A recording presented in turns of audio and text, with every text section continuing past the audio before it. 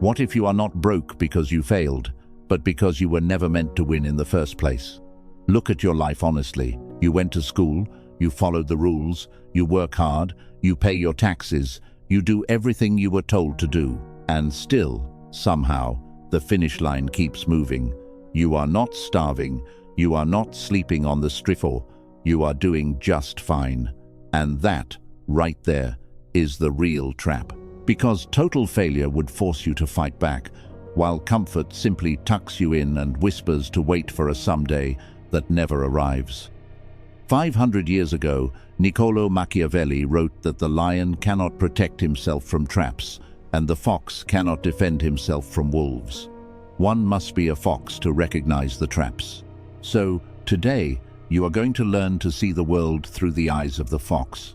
Over the next few minutes, I am going to show you 7 invisible mechanisms, each one engineered to keep you stationary, sedated, and useful to everyone but yourself. And for every cage I reveal, I am going to hand you the key. By the end, you will see the door that has been open this entire time, and finally understand why you were too afraid to walk through it. But before we open the first one, do one small thing for yourself. Type the word sovereign in the comments, not for me, but as a quiet promise to yourself that the years ahead will not look like the years behind. And subscribe, because each of these 7 cages builds on the one before it, and you really do not want to leave yourself only half free. So let's open the first cage. The first cage is the oldest one, and you were locked inside it long before you ever earned a single paycheck. Call it the servant script. Think back to what you were promised. Go to school, get good grades, earn the degree, find a steady job, climb the ladder, and one day you will be safe. But notice what you were never taught. You were never taught how to own anything. You were never taught how to build something that pays you while you sleep. You were taught how to be hired. You were trained to follow a schedule you did not set, to chase goals you did not choose, and to feel grateful for the chance to do it. That is not an education, that is obedience with extra steps. Machiavelli saw this trap 500 years ago. He wrote that, "Whoever is the cause of another becoming powerful is the agent of their own ruin." Read that again, slowly. Every single day you trade your hours for a salary, you are the one making someone else powerful. You build their company, you grow their fortune, you protect their name, and in return you are handed just enough to come back and do it all again tomorrow. In the Renaissance, kings hired mercenaries to fight their wars. These soldiers were paid enough to stay on the battlefield, but never enough to buy the kingdom, because a mercenary who became too rich or too independent became a threat. Your salary works in exactly the same way. It is the grain given to the horse, so it keeps pulling the plow. Enough to keep you moving, never enough to set you free. And here is the part that should genuinely unsettle you. This trap does not only catch the poor. Look at the person earning 6 figures, with the nice car, the polished apartment, and the watch that quietly signals success. From the outside, they made it. But look closer. Their lifestyle costs almost exactly what they earn. They have no escape velocity. They are one cold email from human resources away from total collapse. They do not own their life. They are renting it, 1 month at a time, from the company that owns them. So, how do you break out of this cage? You stop chasing a bigger wage, and you start chasing ownership. Because ownership is the only true form of power that lasts. A wage is visible, it is taxed, and it demands your physical presence to even exist. Ownership is different. It keeps working even while you rest. The people at the very top understand this in their bones. Some of the most powerful founders of the last century paid themselves a salary of $1 while quietly holding a fortune in the shares of what they built. They were not being humble, they were being strategic. They understood that the masses fight over the size of the paycheck, while the powerful quietly collect the thing the paycheck is paid out of. You do not need to quit tomorrow or burn your life down. You just need to make one shift in how you see the world. Stop asking how much they will pay you for your time, and start asking what you can build, own, or control. The The servant asks for a raise. The strategist asks for a peace. But owning something is only half the battle. Because even if you begin to keep more of what you earn, the system has a second, far more seductive cage waiting for you, and almost everyone walks straight into it. The second cage is handed to you with a smile, dressed up as freedom and opportunity. Call it the debt illusion. From the moment you become an adult, the world rushes to lend you money. Borrow for the car, borrow for the wedding, borrow for the degree, borrow for the furniture, the vacation, the phone in your pocket. It all feels normal, even responsible. This is just how everyone lives. But stop and look at what you are actually doing. You are financing a life you cannot yet afford, and then spending the next 10, 20, even 30 years working to pay off things that are already used up, already broken, already forgotten. That is the quiet horror of it. You are not paying for your future, you are paying for your past. You hand over the best hours of your week to service a debt you took on for a version of yourself that no longer even exists. Machiavelli understood that the surest way to control another person is not with chains, but with dependency. A person who owes is a person who cannot say no. They cannot quit the job they quietly hate. They cannot take the risk that would change their life. They cannot walk away from anything because the payments are due on the first of the month, every month, no matter what. The system does not need to guard you. Your debts do it for free. And notice who taught you to either fear debt or to use it carelessly. The very same system that uses it like a weapon against you. Because the wealthy are not afraid of debt at all. They simply use it for the opposite reason. Here is the line that separates the two. The desperate borrow to consume. The deliberate borrow to acquire. When you take on debt for a thing that loses value the moment you own it, that is dumb debt, and it makes you a little weaker every single month. But when you borrow to control something that produces, something that grows, something that puts money back into your hands, that is smart debt, and it makes you stronger. One feeds the lender, the other feeds you. So the rule is simple, even if living it is not. Never go into debt for something that will not eventually pay you back. Do not finance your image. Do not borrow to look successful for people who are not thinking about you at all. Every time you are about to sign for something, ask one cold question. After this, am I stronger or am I weaker? Does this thing work for me, or do I now work for it? Because debt itself is neither good nor evil. It is leverage. And leverage simply multiplies whatever direction you are already moving. Point it at consumption, and it drags you down faster. Point it at ownership, at skills, at things that compound over time, and the very same tool the system uses to trap you becomes the lever you use to climb out. The poor are buried by debt. The middle class are quietly managed by it. And the powerful, they wield it. The difference was never access to money. The difference is what you were taught to do with it. Yet even once you master your debt and refuse to be a slave to your payments, there is a softer, sweeter trap waiting just ahead. One that does not feel like a cage at all. In fact, it feels like a reward. And that is exactly what makes it so dangerous. The third cage is the one you would never try to escape on your own, because it does not feel like a prison at all. It feels like a reward you have earned. Call it the comfort cage. This is the trap that catches you precisely when things start going well. You finally get the raise. The bigger paycheck lands, and, almost without thinking, your life expands to swallow it whole. A nicer apartment, a newer car, the upgraded phone, the better restaurants, the second streaming service you forgot you were even paying for. None of it feels reckless. Each step feels earned, reasonable, deserved, and that is exactly why it works. Psychologists have a name for this. They call it the hedonic treadmill. You get the new thing, you feel a spark of pleasure, and within a few weeks that pleasure quietly fades back to where you started. So you reach for the next thing, and the next, running faster and faster on a machine that never actually moves you forward. You earn more, you spend more, and somehow you feel exactly as stretched as you did before.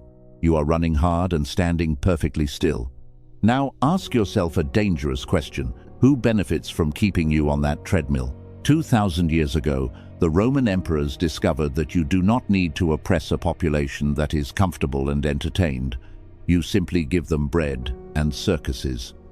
Keep their bellies full and their eyes busy, and they will never look up long enough to notice their chains. Today, the circus just lives in your pocket, glowing, endless, designed by the smartest people alive to keep you scrolling, swiping, and buying. Machiavelli wrote that a wise ruler keeps the people dependent, so they always have need of that rule. Modern comfort does this perfectly. Every subscription, every upgrade, every little luxury you can no longer imagine living without quietly raises the price of your own freedom. The more comfortable you become, the more expensive it becomes to ever walk away. You are not being imprisoned. You are being pampered into staying. So how do you break out of a cage that feels this good? Not by punishing yourself and not by living in misery. You break out by taking back command of your own money. Picture every dollar you earn as a soldier. Right now, the system has your soldiers scattered and deserting daily, marching off to buy things you will not even remember by next year. Your job is to call them back and give them orders. Send them out to work for you, to buy ownership, to build the thing that one day pays for your time. It starts with one quiet act of rebellion. Define what enough actually looks like for you. Not what the advertisement says, not what your neighbor just bought, not what the screen dangled in front of you last night. Decide, on your own terms, the exact point at which more stops making your life any better. Because the moment you can name your enough, the entire machine loses its grip on you. Comfort is no longer a leash. It becomes a choice. And here is the strange gift hidden inside all of this. A little deliberate discomfort, chosen on purpose, is one of the most freeing things you will ever feel. The gap you create between what you earn and what you spend is not deprivation. That gap is the raw material of your escape. But suppose you win even this battle. Suppose you tame your spending and widen that gap. There is still a silent force reaching into your money before you ever get to decide anything at all. You do not see it. You rarely feel it.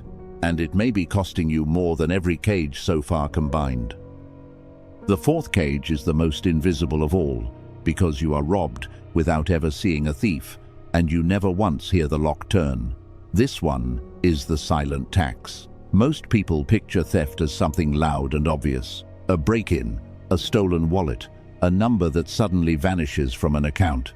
But the most effective theft in your life is quiet, constant, and perfectly legal.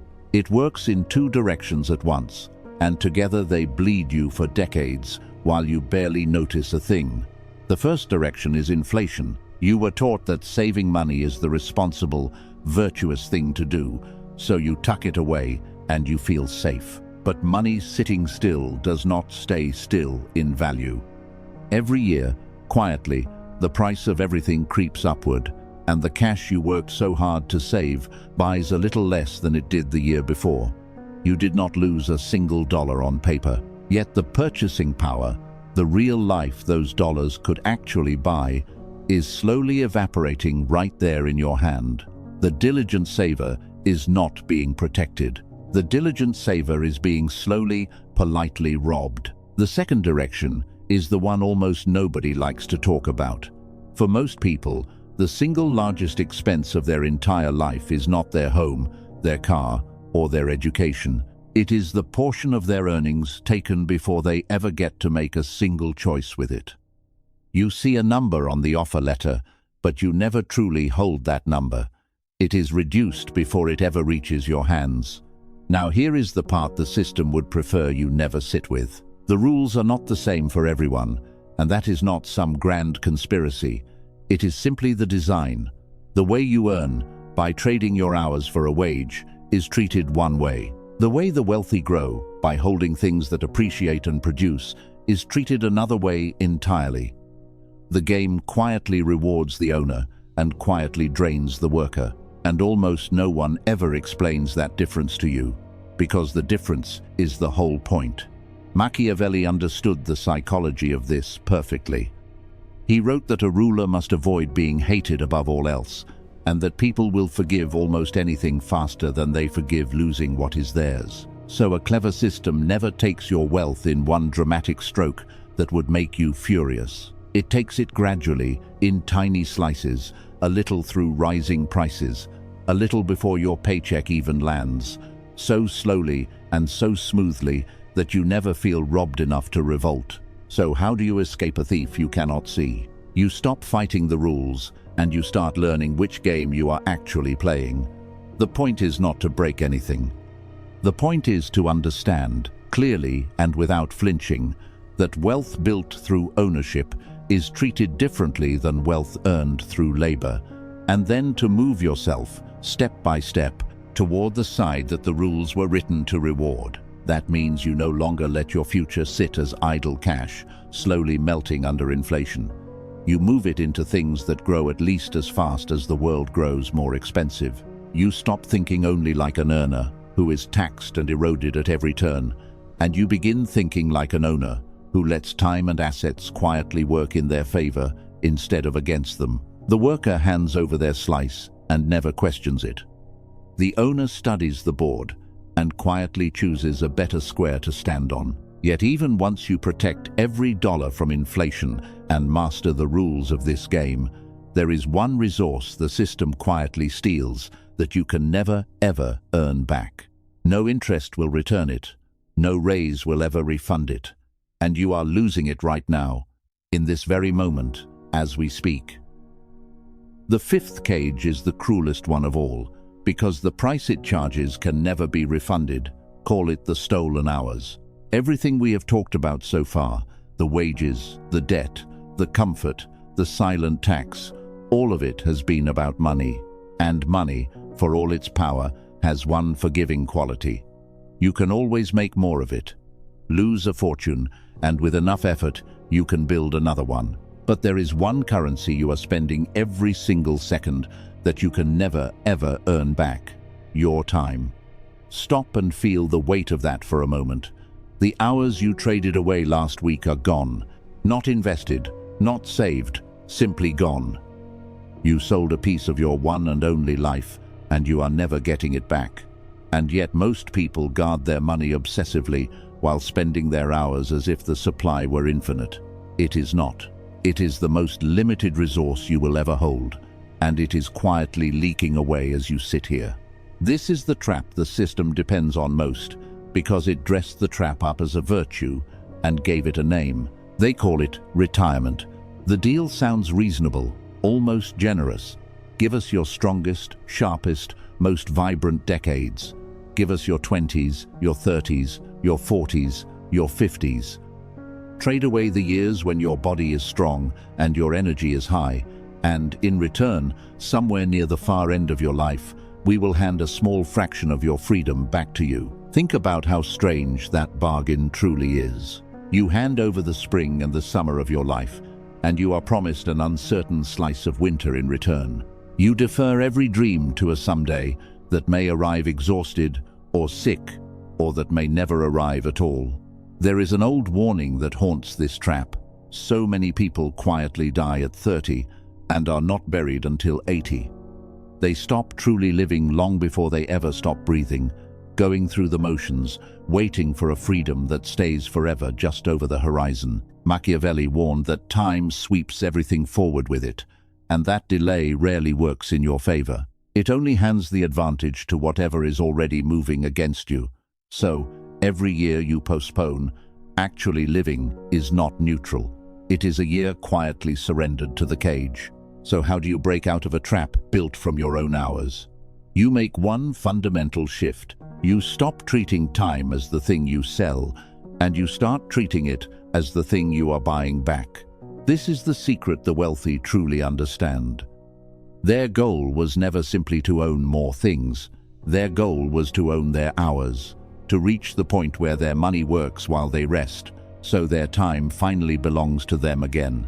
It begins the moment you stop asking only how to make more money, and start asking how to build income that does not devour your life to exist. Every asset you own, every system you build, every dollar you send out to work is really doing one quiet thing. It is buying back pieces of your time and handing them to their rightful owner, which is you. That is the entire point of the game. Not a bigger pile of money to be buried with, but the freedom to spend your remaining hours exactly as you choose. Money you can always rebuild. This breath, this week, this irreplaceable season of your life, you cannot. Protect your hours with the same fierce intensity you were trained to protect your paycheck, and you will have already escaped a cage that most people die inside. But there is a deeper trap still, one that does not steal your money and does not even steal your time. It steals something far more personal than either. It reaches quietly inside you and takes the one thing you were sure no one could ever touch. It takes who you believe you are. The sixth cage is the one you defend the hardest, because by the time it closes, you no longer see it as a cage. You see it as yourself. This is the borrowed identity. Ask yourself a simple question and answer it honestly.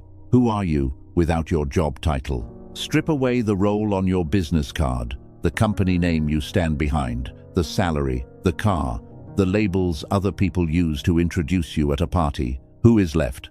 For a lot of people, that question produces a quiet panic, because somewhere along the way, they stopped having an identity and started wearing one. They became the role. And a person who has become their role will defend that role with everything they have, even when it is slowly killing them. This is the most elegant trap of all, because the system does not have to force anything on you. You volunteer. You are handed an identity built from what you do for work, what you own, and what strangers think of you, and then you guard it like a prisoner who has fallen in love with the walls of their own cell. You stay in the job you quietly hate, not because you need the money, but because of who you imagine you would be without the title. You buy things you do not even want to project an image to people you do not even like. Your sense of self has been outsourced, placed in the hands of others, and that makes you endlessly easy to control. Think about how much power you surrender this way. When your worth depends on the opinions of the crowd, every choice you make is quietly run through a single question. What will they think? You cannot take the bold risk because you might look foolish. You cannot walk away because you might look like a failure. The crowd does not even need to say a word. The fear of their judgment is enough to keep you exactly where you are. Machiavelli saw straight through this centuries ago. He wrote that everyone sees what you appear to be, but very few truly feel what you really are. He meant it as advice for a ruler guarding their reputation. But turn that line inward, and it becomes a warning. If you spend your entire life managing how you appear, you slowly lose all contact with what you actually are. The mask does not just cover the face. Worn long enough, it quietly replaces it. So how do you break out of a cage built from your own self-image? You reclaim the one thing they trained you to give away, the source of your worth. The ancient Stoics understood this with brutal clarity. They taught that you do not control what others think of you. You do not control your title, your reputation, or your possessions, and so you must never build your identity on any of them. You build it on the only ground that is truly yours, your character, your principles, the way you choose to act when no one is watching and no one is applauding. This is the quiet, internal rebellion that no one can see and no one can take from you. You stop asking the world to tell you who you are. You decide it for yourself, and then you let your actions prove it slowly, without ever needing the applause. When your sense of self no longer hangs on a title, a possession, or a stranger's approval, you become almost impossible to manipulate. There is simply nothing left to threaten. But there is one final cage, the deepest of them all, and it is built from every trap you have just seen, stacked one on top of another. It does not steal a piece of your life. It quietly steals the whole thing. The seventh and final cage is not really separate from the others. It is what they all become when you leave them unopened. Every trap we have walked through, the servant's wage, the seductive debt, the soft comfort, the silent tax, the stolen hours, the borrowed self, none of them were ever the true danger. They were only the bars. This is the prison they build together. Call it the unlived life. This is the cage that never announces itself. There is no dramatic moment, no single day it slams shut. It closes one small surrender at a time. The dream you postponed for just one more year. The risk you talked yourself out of because of what people might say. The relationship you never pursued, the idea you never built, the words you never spoke, the version of you that you quietly agreed never to become. None of it feels fatal in the moment. Each compromise feels reasonable, even wise. And that is precisely how an entire life slips away while you are busy being sensible. There is a haunting truth that comes from those who sit beside people at the very end of their lives. When the dying look back, they almost never grieve the risks they took. They grieve the risks they did not take. They do not regret the times they tried and failed. They regret the dreams they buried alive to keep everyone else comfortable. They regret a life spent meeting expectations that were never even their own. That regret is the final, locked door of this cage, and by the time most people see it clearly, the key is already slipping out of reach. But you are not at the end. You are here, right now, still holding the key, with time still on the clock. So let me say this as plainly as I possibly can. The cage has been unlocked this entire time. It always was. The bars you have spent your life fearing were mostly painted on. The wage, the debt, the comfort, the approval of the crowd. They only hold you for as long as you agree to be held. Machiavelli wrote that a wise ruler should not keep their word when keeping it works against them. People quote that as proof of his coldness, but hidden inside it is one of the most liberating ideas you will ever apply to your own life. Somewhere along the way, you gave your word to the system. You promised to stay small, to stay quiet, to defer, to obey, to wait for a permission that was never going to come. Today, you are allowed to break that word. Not the promise you make to the people you love, and not the promise you make to yourself. Only the silent contract that traded your one life for a little safety and a great deal of obedience. This is what it means to finally play the long game. The system is built for people who think in days, in paychecks, in the next small comfort. The strategist thinks in decades, in ownership, in legacy. While the crowd chases the quick reward right in front of them, you quietly build the life that compounds, the freedom that no employer grants and no downturn can ever repossess. That is not luck. That is the patient, deliberate work of a person who has finally decided to stop being a subject. So picture it clearly. The door is open. The bars were never as solid as your fear made them look.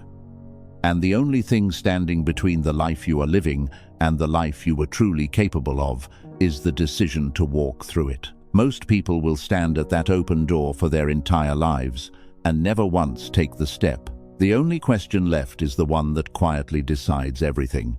Now that you can finally see all 7 cages and you can see the door standing wide open, what are you actually going to do about it? So here you stand at the open door, holding everything you needed all along.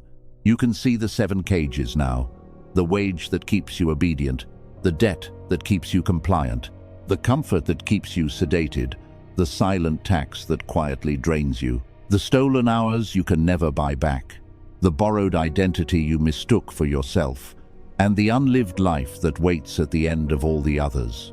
Here is the truth the system hoped you would never sit with. The door was never locked. It was only the fear of stepping through it that ever held you. Becoming sovereign was never about getting rich to impress anyone. It is about quietly taking back ownership of your money, your time, your mind, and your one and only life. It is the difference between being a piece on the board and becoming the hand that finally moves it. This does not change in a single day. It changes in a single decision, made again and again. So if something in here cracked your cage open, Do 3 small things before you go. Tap like, so this finds one more person still pacing inside their own. Type that one word again, sovereign, as a quiet vow to yourself that you are done waiting for permission. And subscribe, then stay close, because this was only the first door. In the next one, we go deeper into how the free quietly build their freedom, and you do not want to be standing outside when it opens. The lion never sees the trap. The fox always does. You have spent your whole life being told to be the lion. Today, you finally choose to be the fox. And the fox already sees the door, so walk through it.